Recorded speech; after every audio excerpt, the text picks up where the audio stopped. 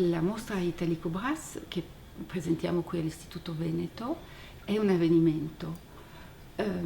Sono passati 80 anni dalla morte di Italico Brass e 60 dall'ultima grande mostra in città sull'autore. Autore che dipinge praticamente esclusivamente Venezia tanto la ama, che nasce a Gorizia nel 1870 e dunque nasce austriaco, ma in una famiglia irredentista, e accompagnato da suo padre dalla più tenera età,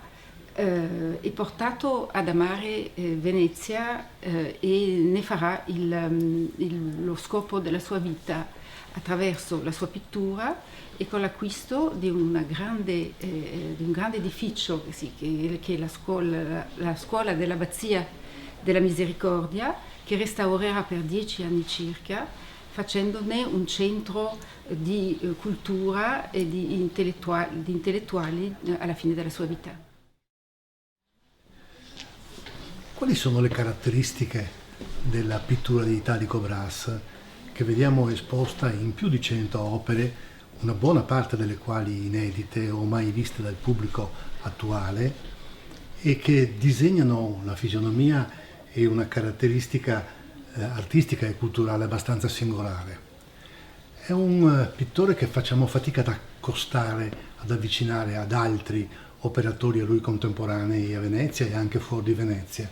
perché scopriamo fin dalle prime sale e fin dalle prime opere una singolarità e una originalità nel suo linguaggio pittorico che lo rendono veramente un pittore unico, o come abbiamo detto, un pittore senza maestri e senza anche seguaci, perché Brass è un episodio che ha una storia abbastanza articolata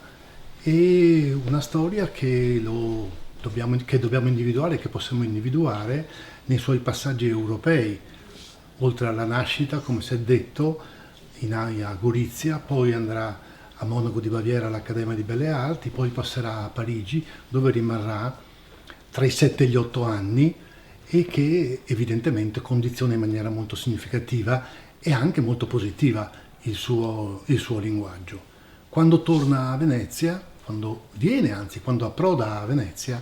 oramai il suo linguaggio è maturo, ma è un linguaggio che non si può accostare e che non si può confondere con quello di nessun altro artista a lui contemporaneo.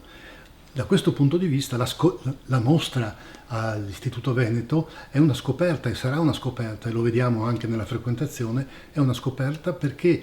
Brass era nell'orecchio dei veneziani, però da troppo tempo se ne era perso in qualche modo la memoria diretta delle opere. Adesso abbiamo la possibilità di farlo.